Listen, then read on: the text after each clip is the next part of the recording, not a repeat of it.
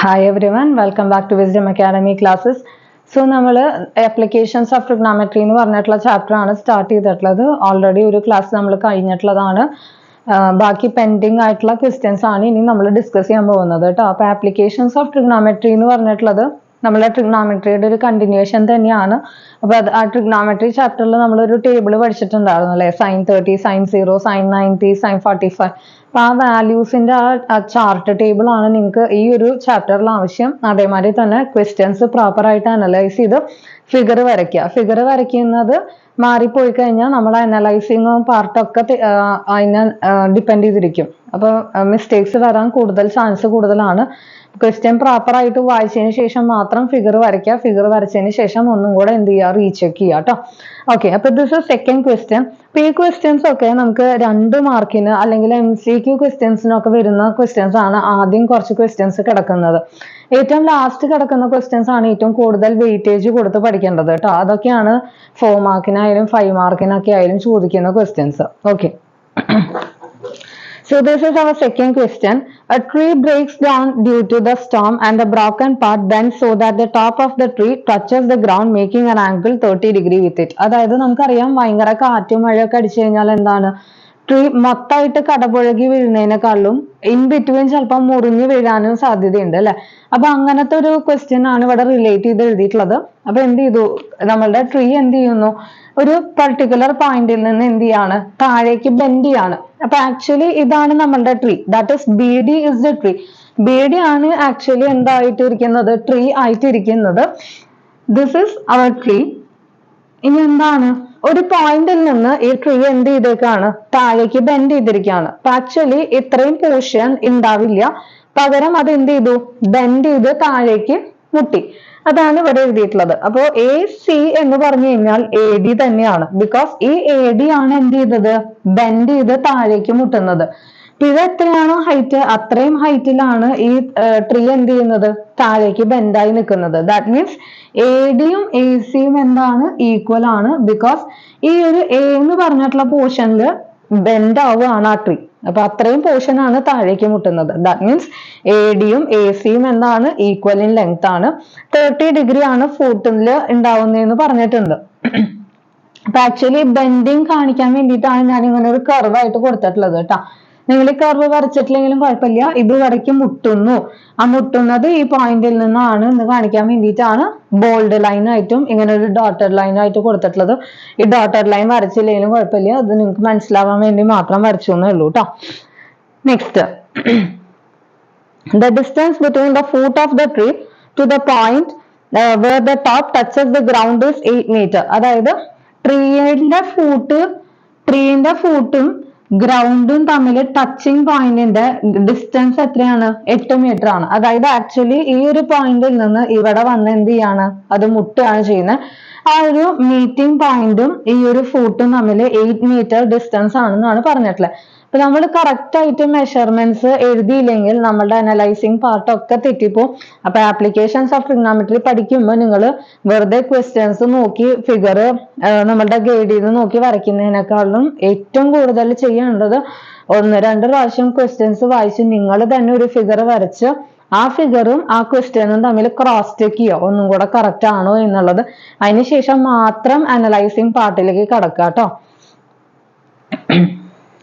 Find the height of the tree. നമ്മളോട് ചോദിച്ചിട്ടുള്ളത് ട്രീയുടെ ഹൈറ്റ് കണ്ടുപിടിക്കാനാണ്. ദാറ്റ് ഇസ് നമ്മളുടെ ട്രീയുടെ ഹൈറ്റ് എന്നാണ്, ആക്ച്വലി BD ആണ്. BD ആണ് നമ്മളോട് എന്ത് ചെയ്യാൻ പറഞ്ഞിട്ടുള്ളത്, കാൽക്കുലേറ്റ് ചെയ്യാൻ പറഞ്ഞിട്ടുള്ളത്. ഓക്കെ, അപ്പൊ BD എന്ന് പറഞ്ഞു കഴിഞ്ഞാൽ എന്തൊക്കെയാണ്, AB plus AD ആണ്. or AD plus AB ആണ് ആക്ച്വലി എന്ത് വരുന്നത്, ADയുടെ കൂടെ AB ആഡ് ചെയ്താലാണ് ആക്ച്വലി നമുക്ക് ഫുൾ ലെങ്ത് എന്ത് കിട്ടുന്നത്, ട്രീയുടെ ലെങ്ത് കിട്ടുന്നത് അല്ലെ. AD യും AB യും തന്നിട്ടുണ്ടോ, ഇല്ല. അപ്പൊ നമുക്ക് ആദ്യം എന്ത് ചെയ്യണം, ഇത് ആദ്യം കാൽക്കുലേറ്റ് ചെയ്യണം. സോ ഇൻ ട്രയാങ്കിൾ ABC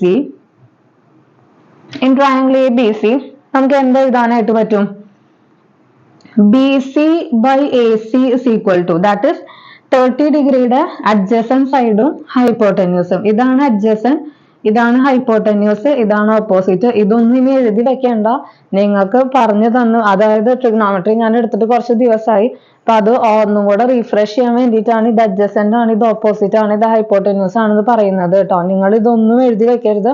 നിങ്ങൾ ഇനി ലെവൽ കൂടി കഴിഞ്ഞു, അപ്പൊ ഇതൊന്നും എഴുതാൻ പാടില്ല. 30യുടെ ഓപ്പോസിറ്റ് ഇതാണ്, ഇത് അഡ്ജസന്റ് ആണ്, ഇതാണ് ഹൈപ്പോട്ടന്യൂസ് ആണ്. നിങ്ങളുടെ മൈൻഡിൽ തന്നെ അത് ഓൾറെഡി ഉണ്ടായിരിക്കണം. So it is cos 30.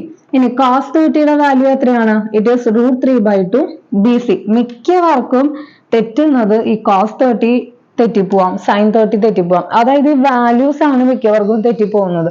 അത് കൃത്യമായി പഠിച്ചു വെക്കണം. അത് പഠിക്കാൻ ഒരു എളുപ്പവഴി ഞാൻ പറഞ്ഞു തന്നിട്ടുണ്ടായിരുന്നു. അതേ രീതിയിൽ ഫോളോ ചെയ്യാൻ പറ്റി പഠിക്കുന്നവർ അതേ രീതിയിൽ തന്നെ ഫോളോ ചെയ്യാം കേട്ടോ.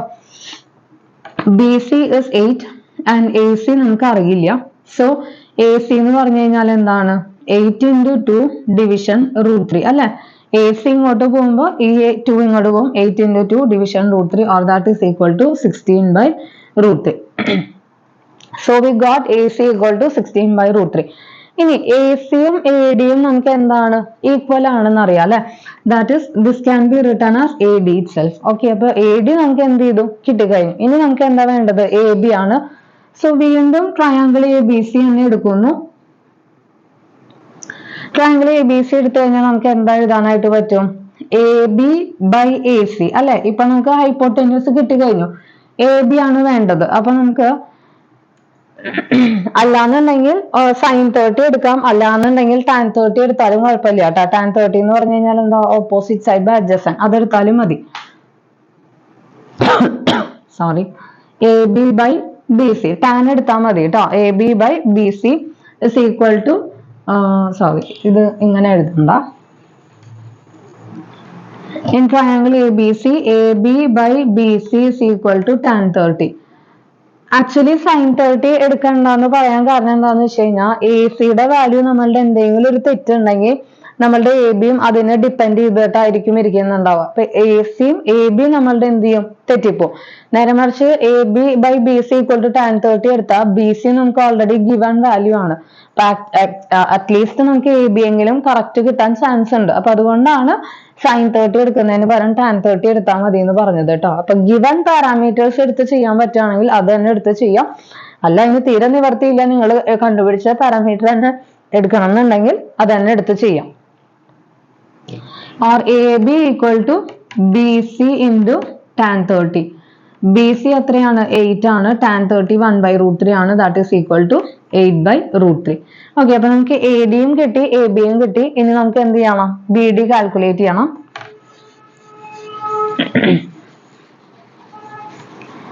So BD is equal to 16/√3 plus 8/√3.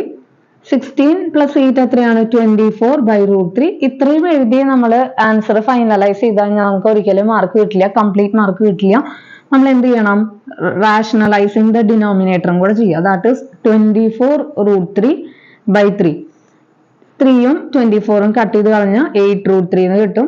ചിലപ്പോൾ നമുക്ക് ക്വസ്റ്റ്യൻ പേപ്പറിൽ √3 1.732 കൂടി ഇട്ട് കൊടുത്ത് ഫൈനൽ ആൻസർ കണ്ടുപിടിക്കാൻ പറയുകയാണ് എന്നുണ്ടെങ്കിൽ you should substitute √3 by that given value. എന്നിട്ട് ഫൈനൽ ആൻസർ കണ്ടുപിടിക്കണം. ഓക്കെ, അപ്പൊ ഇങ്ങനെയാണ് നമ്മളുടെ എന്ത് വരുന്നത്? ഈ ഒരു ക്വസ്റ്റ്യൻ വരുന്നത്. അപ്പൊ ഈ ഒരു ക്വസ്റ്റ്യൻ മനസ്സിലായി എന്ന് വിചാരിക്കുന്നു. ഈ ഒരു ക്വസ്റ്റ്യൻ മിക്കവാറും 2 മാർക്കിനൊക്കെ ചോദിക്കാൻ പറ്റുന്ന ഒരു ക്വസ്റ്റ്യൻ ആണ്. അത്രയും ഹയർ ലെവൽ ചോദിക്കാൻ എന്തായാലും സാധ്യതയില്ല. ഒരു ഫിഗർ വരച്ചു കഴിഞ്ഞാൽ 2-3 സ്റ്റെപ്പിനുള്ളിൽ ഇത് എഴുതി തീരാവുന്നതേ ഉള്ളൂ കേട്ടോ. ഓക്കെ, അപ്പൊ നമുക്ക് ഇനി അടുത്ത ക്വസ്റ്റ്യനിലേക്ക് കടക്കാം.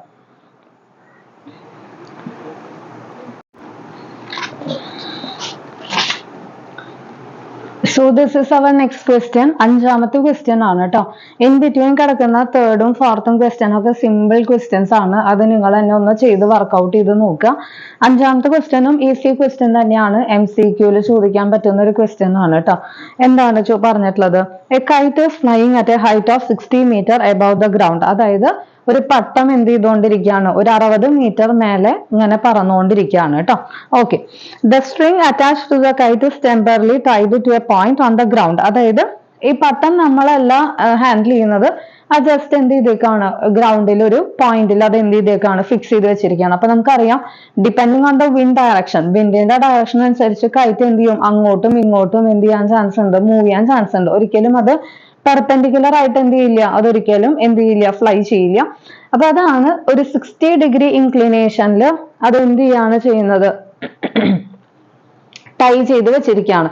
അപ്പൊ ഒരു 60 ഡിഗ്രി ഇൻക്ലിനേഷനിൽ ഈ കൈറ്റിന്റെ ഒരു കയറ്, ആ ഒരു സ്ട്രിങ് എന്ത് ചെയ്തേക്കാണ്, കെട്ടിവെച്ചിരിക്കുകയാണ്. അപ്പൊ അതാണ് ഈ 60 ഡിഗ്രി. അപ്പൊ ഇവിടെ ഒരു പോയിന്റ് ഉണ്ട്, ആ പോയിന്റിൽ ആ സ്ട്രിങ് എന്ത് ചെയ്തേക്കാണ്, ടൈ ചെയ്ത് വെച്ചിരിക്കുകയാണ്.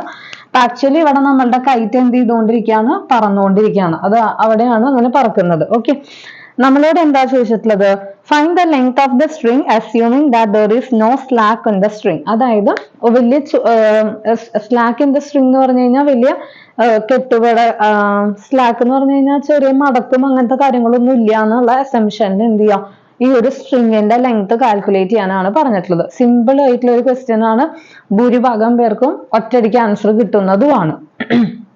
അപ്പൊ ആദ്യം നമ്മൾ എന്ത് ചെയ്യണം, ഫിഗർ വരയ്ക്കണം. അപ്പൊ നമ്മൾ എന്ത് ചെയ്യുന്നു, ഹൈറ്റ് നമുക്ക് ഒരിക്കലും എന്ത് ചെയ്യാൻ പറ്റില്ല, വളച്ചോ ചേരിച്ചോ മാർക്ക് ചെയ്യാൻ പറ്റില്ല. അപ്പൊ ഹൈറ്റ് എപ്പോഴും നമ്മൾ എന്ത് ചെയ്യുക, പെർപെൻഡിക്കുലർ ആയിട്ട് മാർക്ക് ചെയ്യാം. അപ്പൊ അതാണ് നമ്മൾ പെർപെൻഡിക്കുലർ ആയിട്ട് ഒരു 60 മീറ്ററിൽ കൈറ്റ് എന്ത് ചെയ്യുന്നു, പറക്കുന്നു. ആ കൈറ്റിന്റെ സ്ട്രിങ് എന്ത് ചെയ്യുന്നു, കെട്ടിവെച്ചിരിക്കുന്നു at an angle of inclination 60 degree. അതാണ് നമ്മൾ ഇങ്ങനെ ഇൻക്ലിനേഷൻ ആംഗിളിൽ കെട്ടിവെച്ചിട്ടുള്ളത്. നമ്മളോട് പറഞ്ഞിട്ടുള്ളത് AC കാൽക്കുലേറ്റ് ചെയ്യാനാണ് പറഞ്ഞിട്ടുള്ളത്. സോ ഇൻ ട്രയാങ്കിൾ ABC നമുക്ക് എന്താ എഴുതാൻ പറ്റുക, നമുക്ക് ഓപ്പോസിറ്റ് സൈഡ് അറിയാം. So AB by AC is equal to, opposite by hypotenuse എന്താണ്, സൈൻ ആണ്, it is sine 60. AB it is 60 by AC is equal to sine 60 എത്രയാണ്, √3/2 ആണ്. Or 60 into 2 division √3 equal to AC. 60 into 2 എന്നാണ് 120 ആണ്. 120 √3 equal to AC. ഇങ്ങനെ ഒരിക്കലും answer നിർത്താൻ പാടില്ല. നമ്മൾ എന്ത് ചെയ്യണം, ഡിനോമിനേറ്റർ റാഷണലൈസ് ചെയ്യണം. So 120 into √3 division √3 into √3 equal to AC, or 120 √3 by 3 is equal to AC, or 40 √3 equal to AC. അപ്പൊ ഇതായിരിക്കും നമ്മളുടെ എന്ത് വരുന്നുണ്ടാവുക, സ്ട്രിങ് ലെങ്ത് വരുന്നുണ്ടാവുക. മീറ്റർ എന്നുള്ള യൂണിറ്റും കൂടെ എഴുതണം കേട്ടോ. If they are provided with the value of √3, നിങ്ങൾ അതും കൂടെ സബ്സ്റ്റിറ്റ്യൂട്ട് ചെയ്തിട്ട് ഫൈനൽ ആൻസർ കണ്ടുപിടിക്കണം. അപ്പൊ അത്രേ ഉള്ളൂ ഈ ഒരു 5ാമത്തെ ക്വസ്റ്റ്യൻ. സിമ്പിൾ ആണ്.